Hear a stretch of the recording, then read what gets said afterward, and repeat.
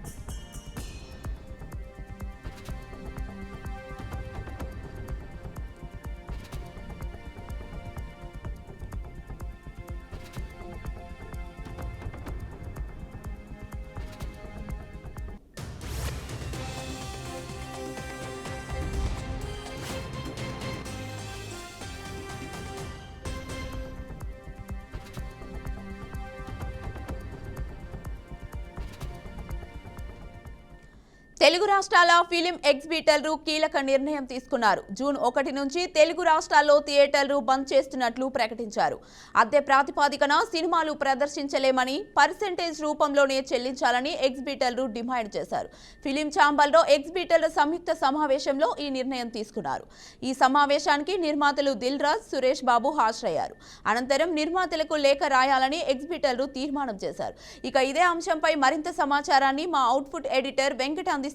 Venkat, June 1 నుంచి తెలుగు రాష్ట్రాల్లో థియేటర్లు బంద్ అయ్యే అవకాశం, థియేటర్లు రన్ అయ్యే అవకాశం తక్కువగా ఉంది. ఇప్పటికే ఈ మేరకు తెలుగు రాష్ట్రాల ఫిల్మ్ ఎగ్జిబిట్ లో ఒక కీలక నిర్ణయం కూడా తీసుకున్నారు.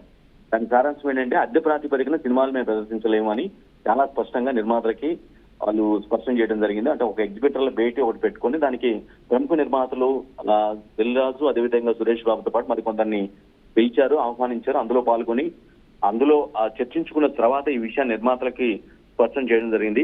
అద్దె ప్రాతిపదికన తాము సినిమాలు ప్రదర్శించలేమనే విషయాన్ని చాలా స్పష్టంగా తెలియజేశారు. పర్సంటేజ్ రూపంలోనే చెల్లించాలని ఎగ్జిబిటర్లు కోరడం జరిగింది. అంటే జనరల్గా ఏంటంటే థియేటర్ ఓనర్స్ ఎగ్జిబిటర్స్ కి ప్రొడ్యూసర్ల మధ్య ఎగ్జిబిటర్లు అనే వాళ్ళు ఒక బ్రిడ్జ్ లాగా ఉంటారు. అంటే వాళ్ళు సినిమాలు తీసుకొని ఆ థియేటర్లతో మాట్లాడుకొని సినిమాలు ప్రదర్శిస్తూ ఉంటారు. ఇది ప్రాసెస్, జనరల్ గా జరిగే ప్రాసెస్.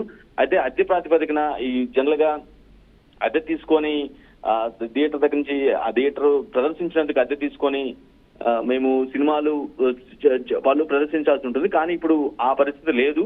కేవలం పర్సంటేజ్ రూపంలో అయితే మాత్రం మేము ప్రదర్శిస్తాము అనేది ఎగ్జిబిటర్లు చాలా స్పష్టంగా చెప్తున్నారు. దీనికి నిర్మాతలు తెలుగు నిర్మాతల మండలి ఏదైతే ఉందో ఆ మండలికి ఒక లేఖ కూడా తాము అనుకున్న డిమాండ్ ఏదైతే ఉందో ఆ డిమాండ్ ని స్పష్టం చేస్తూ ఒక లేఖ కూడా రాయబోతున్నారు.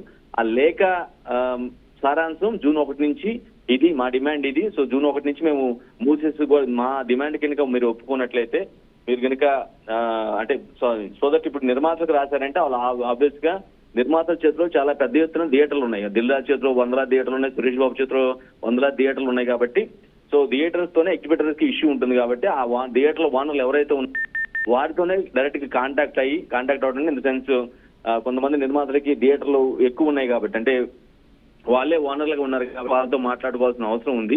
ఫర్ సపోజ్ దిల్ రాజు కావచ్చు, లేదంటే సురేష్ బాబు కావచ్చు, లేదంటే ఏషియన్ అధినేత కావచ్చు, ఇలా కొంతమంది థియేటర్స్ రన్ చేస్తున్న వ్యక్తులతో మేము అద్దెకైతే మేము దాని అద్దె రూపంలో చెల్లించి మేమైతే సినిమాలు ప్రదర్శించలేము. మేము కొనుక్కున్న సినిమా ఏదైనా సరే ఎగ్జిబిటర్ గా మా వాదన నిర్వర్తిస్తాం. కానీ మీకు అద్దె చెల్లించి కాదు, పర్సంటేజ్ రూపంలో మాత్రమే మేము పర్సంటేజ్ ఇస్తే దాని రూపంలో మాత్రం మేము దాన్ని ఎగ్జిబిట్ చేస్తాము, ప్రదర్శిస్తామని చాలా స్పష్టంగా చెప్తున్నారు.